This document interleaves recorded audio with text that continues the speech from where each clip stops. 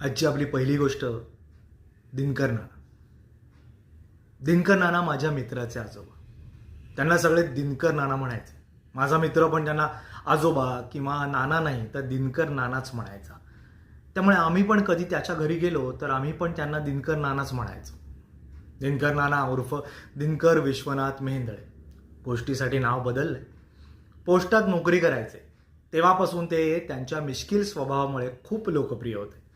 येता जाता काहीतरी शाब्दिक कोट्या करणे हा त्यांचा छंद होता. दिनकर नानांना म्हणे नानासाहेब पेशवे हर हर महादेव म्हणताना त्यांच्या स्वप्नात दिसायचे.